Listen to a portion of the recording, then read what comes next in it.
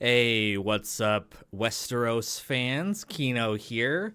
I finally get to do another Game of Thrones universe reaction here, which is The Night of the Seven Kingdoms just premiered a couple of days ago.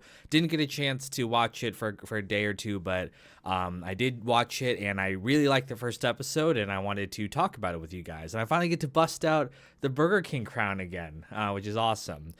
First off, though, I apologize if this looks kind of shitty. As you can see, my lights are behind me. I was filming the outro for my Mad Men retrospective where I appear on camera, and so I had to take my lighting away from my computer setup here, and I just honestly didn't feel like putting it back. So, sorry, this video is a little darker than usual, but yeah, Night of the Seven Kingdoms, which is based off of the Dunk and Egg series of books that George R. R. Martin has written. They're a series of novellas that are set about 100 years, I think 90 something years before the events of Game of Thrones. It's sort of a prequel, and it's a lot lighter in tone than the main series. So it's not really about epic fantasy. It's more so like short adventure stories featuring this guy Dunk and his squire Egg, and it's a little bit more wholesome than Game of Thrones is. It's meant to be kind of the lighter, quick adventures, and they do it. They emphasize that aspect here by they start to do the intro song, the Game of Thrones theme song that they use in both Game of Thrones and House of the Dragon, and then they undercut it by having Dunk like just take a shit during the middle of that.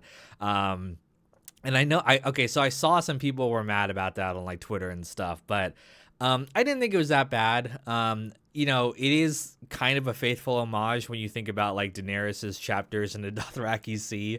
I saw a quote from George saying he's like, I can't believe they wrote a shitting scene, and then everyone's like, George, you wrote a scene about Daenerys shitting in the desert, or the Dothraki Sea. So I didn't think it was bad. It was a quick, and it wasn't. I thought it kind of worked for like the more humorous vibe this show is going for. Now, I don't think all the jokes they do in this first episode land. And I'll talk about that when we get to Lionel Baratheon, because I've got kind of a hot take when we come to him. But overall, I thought it was pretty good. I thought it was very funny for the most part. I thought all the characters were very likable.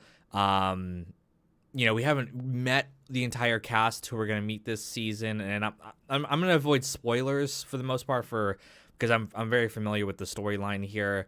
But we're going to meet some more prominent characters, and so far from what we've seen, there's not been anything where I was like, ooh, that's really awful. The one aspect that I didn't like, and this is sort of a hot take because I saw everyone on Twitter was going crazy for Lionel Baratheon, the Laughing Storm.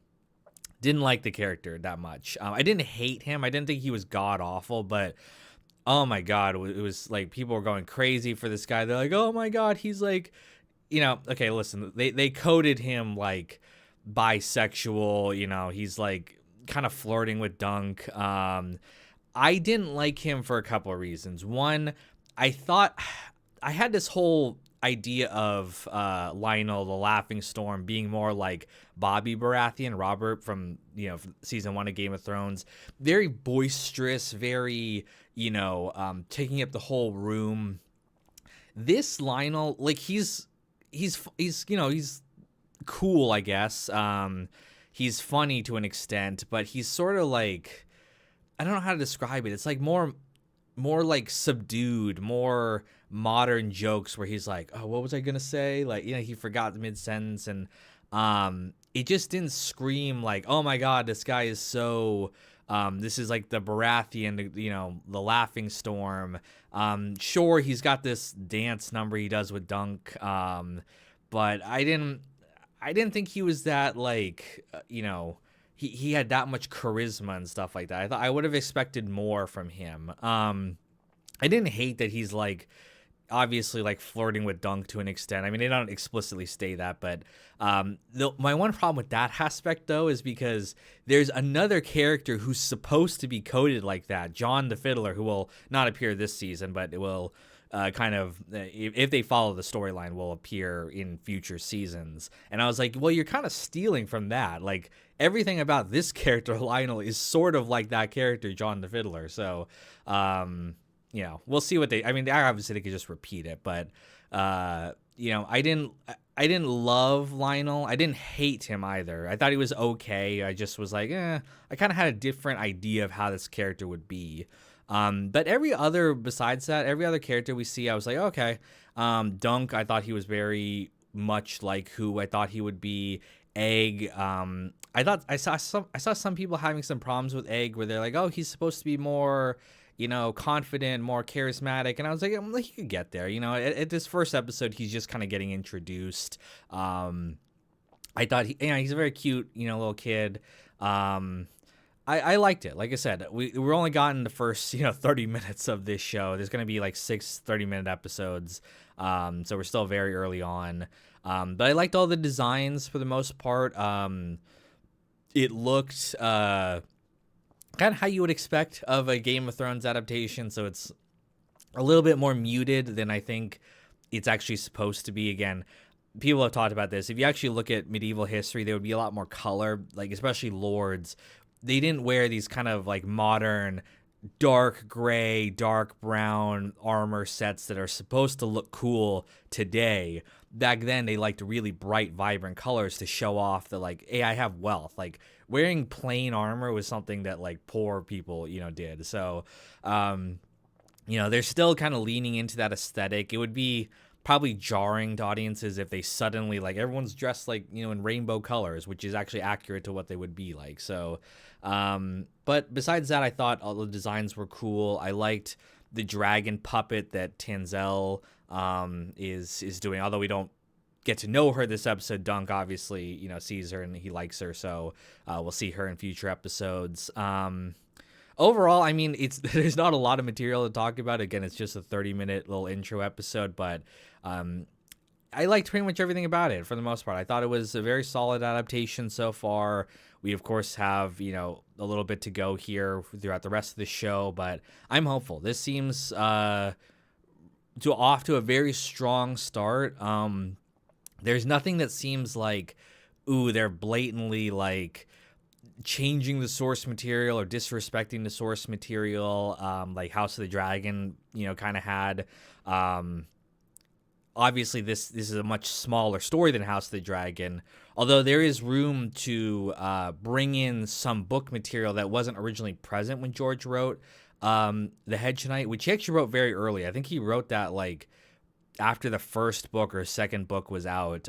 So a lot of the subsequent lore that he developed later is not actually present in The Hedge Knight. So there's an opportunity to bring in some of that lore here and have it make sense here. So overall, very solid episode. I'm excited to keep watching it. I'm excited to see where they go in future seasons. So there's 3 novellas out right now, which can kind of correlate to 3 seasons. But beyond that, George has not written the rest of the series. Supposedly, he has the 4th one almost done. Like a lot of it's been written already, and they're much shorter than the main books. So potentially they could do season 4 too, just based off maybe he could give him the draft or whatever he has. What's interesting is there's supposed to be 12 novellas total, kind of going through the whole life of Dunk and Egg. And I saw a comment from, I think it was the show creator or something, where they had a thought that they could do like the first 4 seasons and then wait like 5 years or a couple of years or something, and then do the next 4. Because again, they're supposed to be getting older in each of these novellas. It's kind of jumping forward in time throughout their life. So that would be interesting. It would give the kid time to age here. A lot of these characters have to get older. That's another problem with Lionel Baratheon, by the way. He's featured later in the story that we know about, and he's a little bit too old as of right now to be where he kind of needs to be later in the story. Like, he already has some, like, gray hairs on his head. He looks like a late 30s, character here. And it's like, damn, he's going to be really old by the time we get there. So we'll see how they handle it. It'll be fine either way. But, yeah, that's pretty much it. Really liked it. Excited for the next one. So we'll talk to you guys then.